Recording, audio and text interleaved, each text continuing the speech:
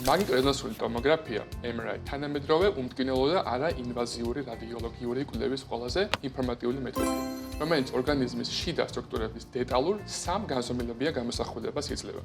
ის გამოიყენება დაავადებების გამოვლენის, დიაგნოსტირების და მკურნალობის მონიტორინგის მიზნით. როგორ მუშაობს მაგნიტორეზონანსული ტომოგრაფია და რამდენად უსაფრთხოა ის? რა დროს გამოვიყენებთ მას და რამდენად ეფექტურია ის ამ თემაზე დღეს ჩვენი სტუმარი სოფიო ჭედია, ნიუ ჰოსპიტალსის ხილური და რადიოდიაგნოსტიკის დეპარტამენტის ხელმძღვანელი მედიცინის დოქტორი გვესაუბრება. მოგესალმებით, დიდი მოგესალმებით, თქვენს მაყურებელს. გვიხარია, რომ ამ თემაზე საუბრის საშუალება მოგვეცა თქვენთან. თავიდან ზოგადი კითხვით დავიწყებთ. საერთოდ რა არის მაგნიტორეზონანსული ტომოგრაფია და რამდენად ითვლება ეს მეთოდი ერთ-ერთ ყველაზე ინფორმაციულ მეთოდად, როგორც ლევანმა ახსენა შესავალში? ძალიან ბევრჯერ გვითქვამს და კვლავ გამეორდები, მაგნიტორეზონანსული ტომოგრაფია არის კვლევის უსაფრთხო მეთოდი, უმტკივნეულო, აბსოლუტურად, რომელიც იძლევა ძალიან მაღალი გარჩევადობის გამოსახულებას მაგნიტური ველის ზემოქმედებით.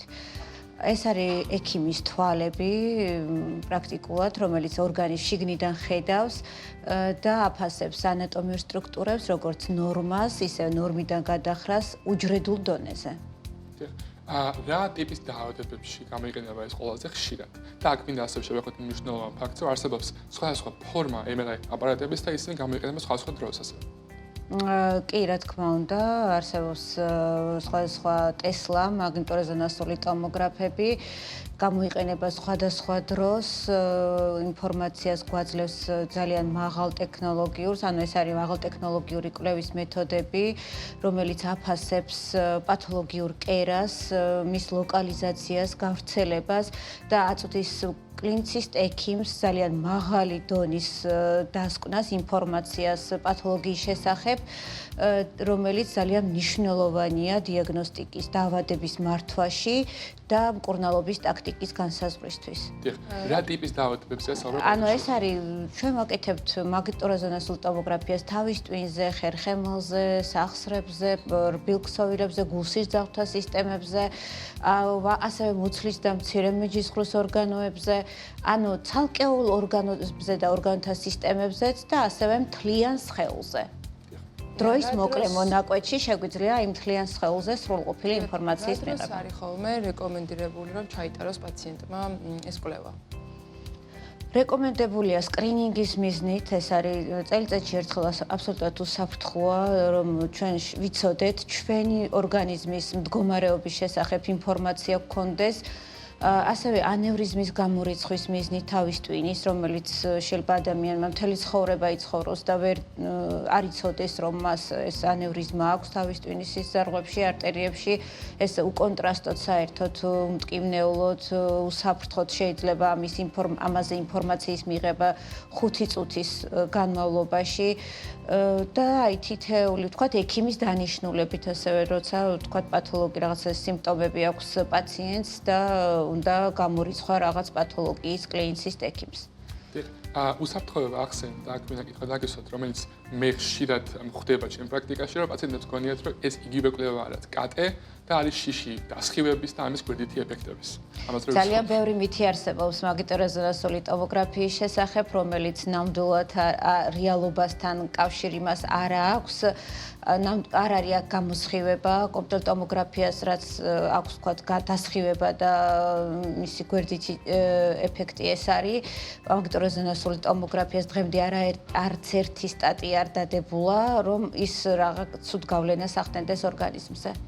აუცილებლად ნიუ ჰოსპიტალსაც მინდა რომ გკითხოთ რადიოლოგიის ცენტრი, რომელსაც თქვენ ხელმძღვანელობთ, რა უპირატესობებით გამოირჩევა? შეიძლება ეს კვლევის ხარისხი იყოს, ინფრასტრუქტურა, რას გვეტყვით ამაზე? როდესაც აპარატურა არის დაბალი კვალიფიკაციის და სტაფი არის მაღალი კვალიფიკაციის, შებოჭილია ექიმი დიაგნოზში. როდესაც სტაფი არის დაბალი ხარისხის და აპარატურა არის მაღალტექნოლოგიური, შეცდომების დიდი ალბათობა, მაგრამ კარგი აპარატურა, მაღალტექნოლოგიური აპარატები და კარგი სტაფი, ეს არის ნამდვილი მედიცინა, რომელიც ნიუ ჰოსპიტალში ტარდება. ჩვენ შევეხეთ უსაფრთხოების თემატიკას, ეს მინდა ასევე შევეხეთ არის როგორ ხდება მომზადება ამ კვლევისთვის და ბევრს აქვს წარმოქმნები, რომ გარკვეული თქვა ყველა ტიპის იმპლანტი რაც კი არსებობს, არის კონტრაინდიკაცია MRI კვლევისთვის. არა, ესეც მითია, ესეც ერთ-ერთი მითია მაგნიტურეზონანსული ტომოგრაფიის შესახებ. აბსოლუტურად უსაფრთხოა ნებისმიერი იმპლანტი, რომელიც თანამედროვე იმპლანტები არის თავსებადი მაგნიტურეზონანსულ ტომოგრაფიასთან და არანაირ პრობლემას არ წარმოადგენს. აი ვთქვათ, ტატუებიც ეხლა თანამედროვე ახალგაზრდობა ტატუს ძალიან ისე იყენებს. ისიც უსაფრთხო რკინას შეიცავს ის ტატუს ელემენტები, მაგრამ მაინც რა თქმა უნდა თავისუფლად მას შეუძლია გაიკეთოს მაგნიტურეზონანსული ტომოგრაფია. და ზონებზეც რა ვკითხოთ, რამდენი ხანი ტარდება ხოლმე კონკრეტული ზონების კვლევები, თუ არის ესე განსაზღვრული? კი, რა თქმა უნდა, კვლევას გააჩნია, რას ვიკვლევთ 15 წუთიდან 45 წუთის განმავლობაში, თქვათ სკრინინგული ჩვენ გვაქვს ცალკე განფასებული სკრინინგული თავისტვინის სიზარღვების კვლევა 5 წუთში, გაძლევთ ინფორმაციას, გაქვთ თუ არა თავისტვინში ანევრიზმა, რომელიც ძალიან ისეთი ჩუმად შეიძლება ჰქონდეს ადამიანს. 45 წუთის განმავლობაში მთლიანი სხეულის კვლევა არის შესაძლებელი. გააჩნია რა და რამე განსაკუთრებული მომზადება ნამდვილად არ არის, ეს კითხვაც დამისვით თქვენ. ჩვეულებრივად ერთადერთი უნდა მოვიდეს ჩაცმული, რომ რკინის ელემენტებს არ შეიცავდეს ტანსაცმელი და ერთადერთი არის კიდე რომ მცირე მეჯისღრუს ორგანოების კვლევისას ურჩევთ რომ ნაწლავები მედიკამენტოზურად იყოს გასუფთავებული. და ბოლო კითხვა, რომელიც ასე მინდა დაგისვათ, არის ახსენეთ სკრინინგისთვის რომ გამოიყენება ასევე MRI კვლევები, რამდენად ხშირად არის ეს რეკომენდირებული და რა ასაკიდან შეგვიძლია უკვე ამაზე დავიწყოთ საუბარი? ჩვენ კვლევებს ვატარებთ პირველი დღიდან. პაციენტის დაბადებიდან უსაფრთხოა მოცლად ყოფნის პერიოდშიც. უსაფრთხოა მაგნიტურეზონანსული ტომოგრაფია, თუ კი ეს აუცილებელია, რა თქმა უნდა, ეს ექიმის მოწოდებით უნდა იყოს, რომ პაციენტს სჭირდება ეს კვლევა.